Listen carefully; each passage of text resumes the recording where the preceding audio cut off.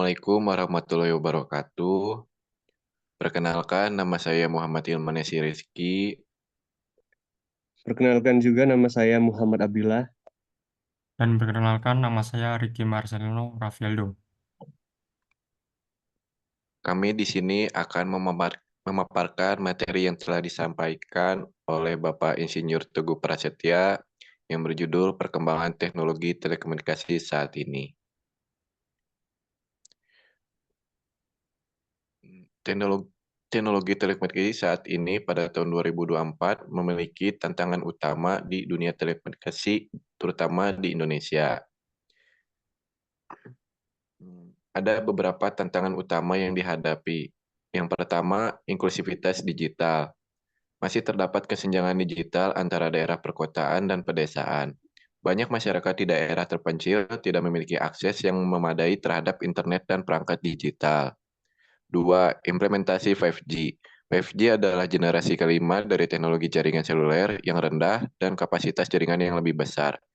Namun, implementasi 5G membutuhkan biaya tinggi untuk infrastruktur 5G dan memastikan kompatibilitas dengan perangkat pengguna. Tiga, Starlink. Starlink adalah proyek internet satelit dari SpaceX yang bertujuan untuk menyediakan akses internet berkecepatan tinggi ke daerah-daerah yang sulit dijangkau oleh infrastruktur darat. Dengan munculnya Starlink dapat merubah infrastruktur telekomunikasi di Indonesia. Dan keempat, pertumbuhan ekonomi digital.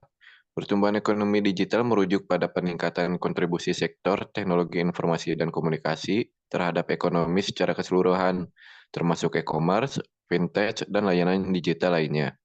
Pertumbuhan ekonomi digital yang tidak merata sehingga mengakibatkan kesenjangan digital, literasi digital yang rendah, infrastruktur yang belum merata, dan regulasi yang masih berkembang. Adapun strategis atau solusi untuk menghadapi tantangan yang utama di dunia telekomunikasi di Indonesia. Yang pertama tadi, inklusivitas digital. Dengan peningkatan infrastruktur telekomunikasi di daerah terpencil, subsidi perangkat digital, program pelatihan dan literasi digital untuk masyarakat kurang mampu, dapat serta kebijakan pemerintah yang mendukung akses universal. Dua, implementasi 5G. Kolaborasi antara pemerintah dan operator untuk investasi infrastruktur, regulasi yang mendukung, dan edukasi publik tentang manfaat 5G. Yang ketiga, Starlink, regulasi yang mendukung, kemitraan dengan pemerintah dan operator lokal, serta penyesuaian layanan agar terjangkau oleh masyarakat. Dan yang keempat, pertumbuhan ekonomi digital. Peningkatan akses internet dan perangkat, program pelatihan dan pendidikan, regulasi yang mendukung inovasi dan dukungan terhadap startup teknologi. Selanjutnya akan dijelaskan oleh rekan saya, Abdillah. Baik, di sini ada teknologi digital. Teknologi digital adalah suatu alat atau sistem yang tidak lagi menggunakan tenaga manusia untuk mengoperasikannya. Namun sistem akan dioperasikan secara otomatis dengan sistem komputerisasi atau format yang dapat dibaca komputer. Teknologi digital sederhananya adalah sistem penghitungan yang dapat bekerja sangat cepat untuk memproses semua bentuk informasi sebagai nilai-nilai numerik atau kode digital. Lalu terdapat 4 jenis teknologi digital yang sering dipakai untuk melakukan transformasi bisnis. Yang pertama ada Internet of Things atau biasa kita sebut IoT. Teknologi ini menghubungkan perangkat fisik melalui internet, memungkinkan mereka mengumpulkan dan bertukar data. Dalam bisnis, IoT digunakan untuk meningkatkan efisiensi operasional, pemeliharaan prediktif, dan mengoptimalkan rantai pasokan dengan memantau kondisi real-time dan analisis data. Yang kedua, artificial intelligence atau biasa kita sebut AI, yang biasa digunakan untuk mengotomatiskan proses, meningkatkan efisiensi, dan memberikan wawasan berbasis data. Contohnya termasuk chatbot untuk layanan pelanggan, analisis prediktif, dan otomatis proses bisnis. Lalu yang ketiga, menggunakan teknologi big data untuk mengumpulkan menyimpan dan menganalisis volume data yang sangat besar. Ini membantu bisnis memahami tren, meningkatkan pengambilan keputusan, dan menciptakan strategi pemasaran yang lebih efektif. Dan yang terakhir, augmented reality atau AR dan virtual reality atau VR. Teknologi ini digunakan untuk menciptakan pengalaman pengguna yang imersif. Bisnis menggunakan AR dan VR untuk melatih karyawan, pemasaran interaktif, dan simulasi produk.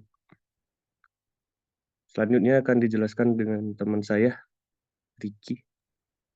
Baik, selanjutnya adalah infrastruktur dunia digital, di mana infrastruktur dunia digital mencakup semua komponen fisik dan digital yang memungkinkan komunikasi, penyimpanan, dan pemrosesan informasi dalam lingkungan digital. Infrastruktur ini adalah tulang punggung dari semua aktivitas digital yang kita lakukan setiap hari, mulai dari mengirim email hingga menjalankan aplikasi berbasis cloud. Berikut macam-macam infrastruktur di dunia digital.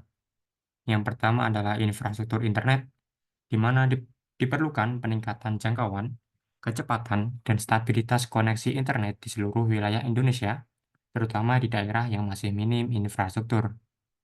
Kedua, infrastruktur data center. Diperlukan peningkatan ketersediaan dan kualitas data center untuk menyimpan dan mengelola data yang semakin meningkat jumlahnya. Kemudian infrastruktur cyber security. Diperlukan peningkatan infrastruktur dan sistem keamanan cyber agar dapat melindungi data dan informasi penting dari ancaman cyber. Dan yang terakhir ada infrastruktur pelatihan. Diperlukan peningkatan infrastruktur pelatihan dan pengembangan tenaga kerja di bidang teknologi digital untuk meningkatkan keterampilan dan daya saing tenaga kerja Indonesia di dunia digital. Dan yang terakhir ada kesimpulan dari pemaparan yang kami sampaikan, yaitu teknologi telekomunikasi saat ini mengalami perkembangan yang signifikan, terutama dengan munculnya teknologi 5G sebagai pendorong utama transformasi. Kecepatan tinggi, latensi rendah, dan kapasitas besar yang ditawarkan oleh 5G memungkinkan perkembangan pesat dalam berbagai bidang, termasuk Internet of Things, komputasi awan, kecerdasan buatan, dan pembelajaran mesin. Dukungan dari edge computing juga memberikan dampak positif, memungkinkan pemrosesan data yang lebih cepat dan responsif. Namun, dengan konektivitas yang semakin meningkat, keamanan menjadi fokus utama dan solusi keamanan cyber yang canggih menjadi penting. Mungkin sekian pemaparan dari kelompok kami. Terima kasih.